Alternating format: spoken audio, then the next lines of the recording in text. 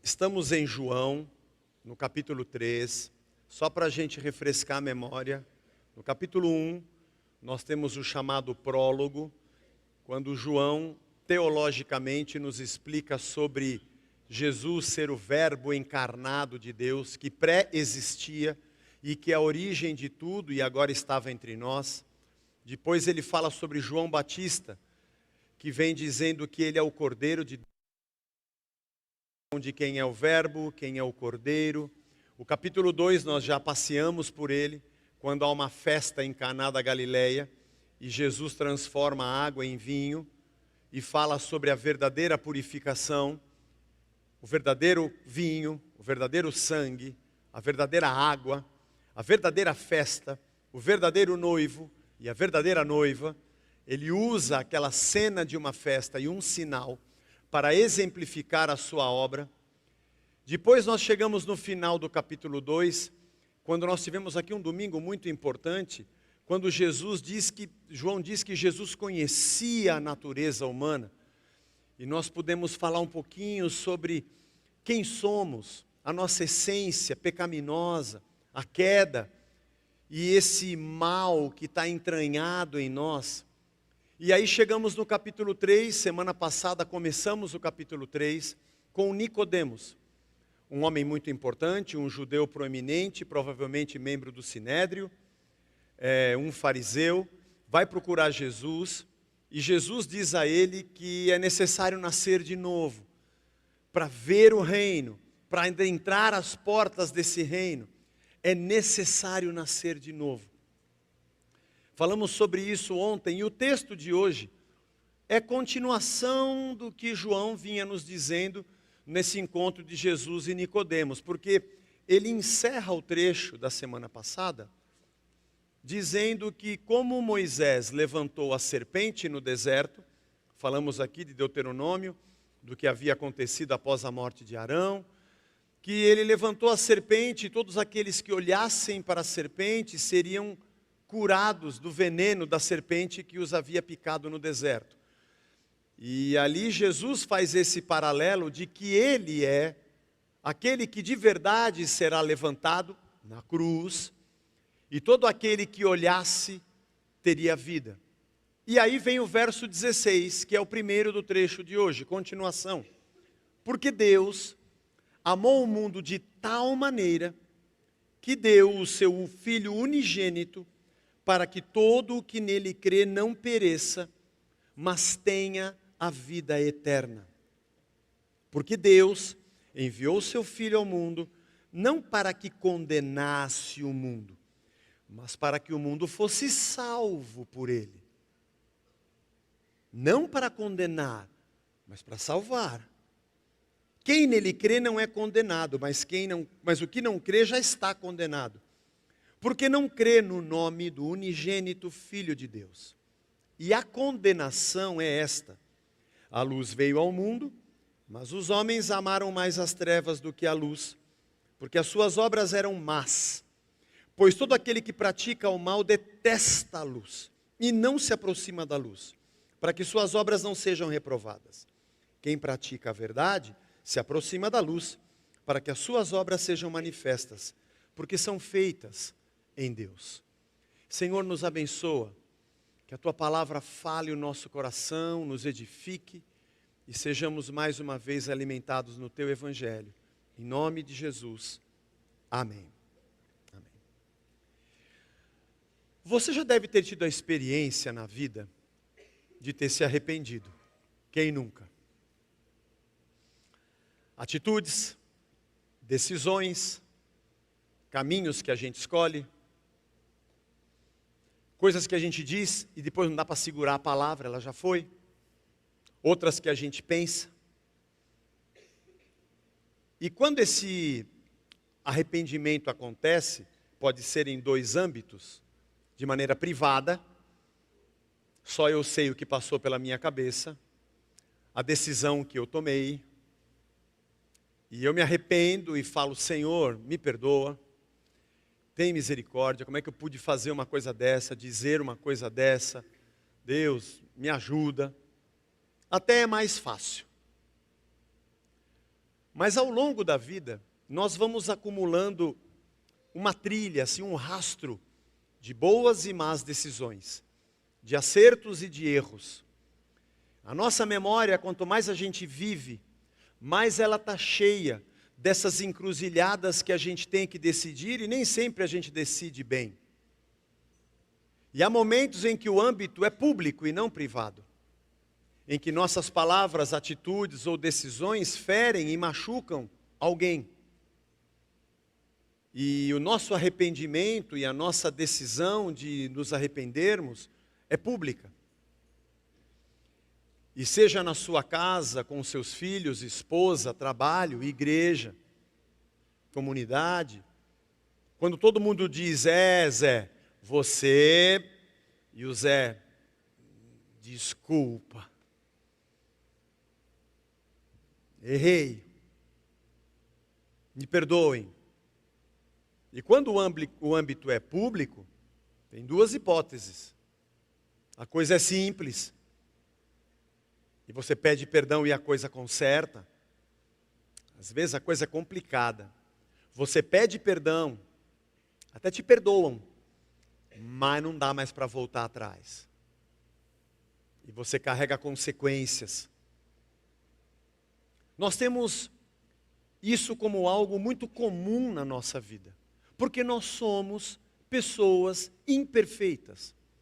A finitude, a imperfeição fazem parte da nossa essência. Jesus conhecia a natureza humana, foi o que nós estudamos há 2, 3 domingos atrás. O mal está entranhado em nós, faz parte da gente. Não precisamos fazer curso para sermos invejosos. Ninguém nunca nos ensinou a ter inveja. Vem aqui que eu vou te ensinar.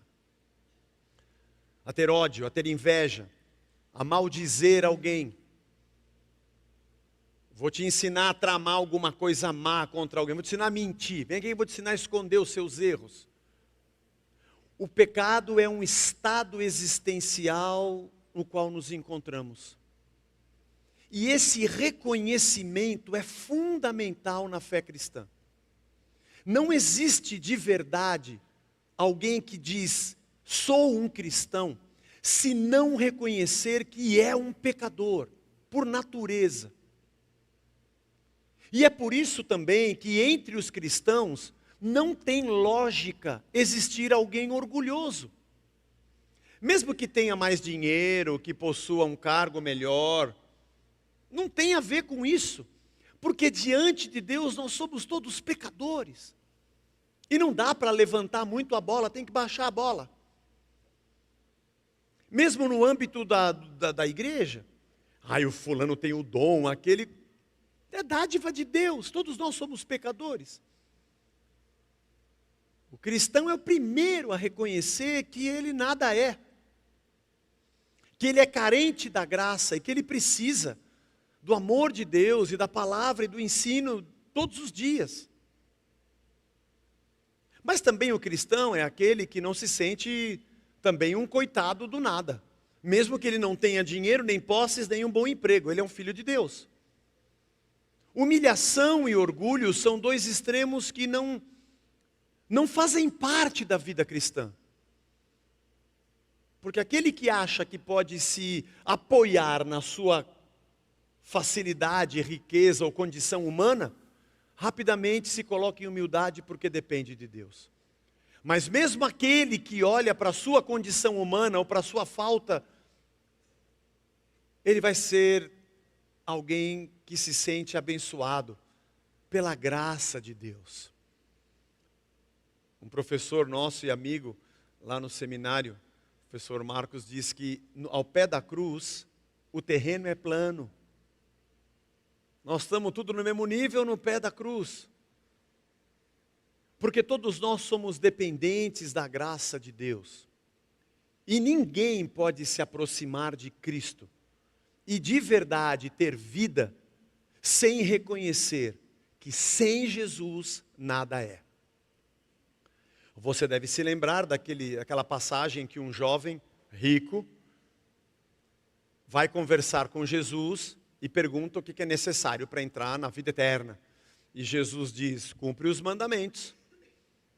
Honra teu pai e tua mãe, né? Vai ter só um Deus diante de mim, cumpre os mandamentos. E ele fala, isso eu já faço.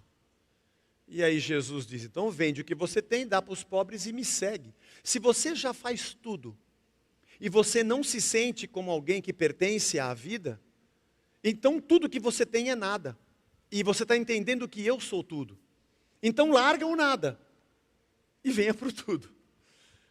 E ele era dono de muitas propriedades e vira as costas e diz o texto que ele não segue Jesus. Essa decisão, ela está afiada no fato de que eu reconheço que sem ele eu nada sou. Quando Nicodemos vai conversar com Jesus, nós falamos isso semana passada, o princípio que nos parece é que ele tem mesmo uma dúvida, ele quer entender quem é Jesus, o seu ministério, como um mestre que cresce e se desenvolve fora do eixo dos mestres daquele momento, da cultura daquele primeiro século, da religião judaica, da tradição rabínica de ensino, mas com muita sabedoria, e ele vai ali para conhecer Jesus, e Jesus diz para ele, tem que começar tudo de novo. É impossível me aproximar de Jesus, achando que eu estou no topo, precisando só de uma cerejinha no bolo. A disposição é de nascer de novo, e de deixar tudo para trás. Reconhecendo que nada somos. É por isso que o amor de Deus se evidencia tanto. Porque Deus amou o mundo de tal maneira, mas de um jeito. E amou muito porque Ele olha para o ser humano decaído. Porque, irmão, se tirar de nós aqui, vamos ser bem sinceros, se a gente tirar de nós o Evangelho, as referências da verdade, o ensino de Deus e a presença do Espírito e a imagem de Cristo para a gente se balizar, se tirar isso de nós, o que sobra? Isso aqui. Bicho solto. Sobra o nosso mal, sobra a nossa ganância, a nossa inveja. O mundo que a gente assiste está cada vez mais triste. Mais triste. As notícias das guerras e mortes e as decisões que os homens tomam são tristes demais. Essa semana eu estava conversando com um amigo dizendo, parece que aqueles que estão no topo das decisões do mundo, que tomam decisões que podem mudar a vida de milhões de pessoas, tomam decisões por picuinhas. Nós estamos nas mãos de gente que tem a imbecilidade como padrão. E que não se atentam para isso, sem um pingo de temor. Que podem fazer uma guerra e se morrerem 100, 200, 1000 ou 10 mil, dane-se. Porque do topo do meu bunker, onde eu não sou atingido, eu aperto o botão a hora que eu quiser.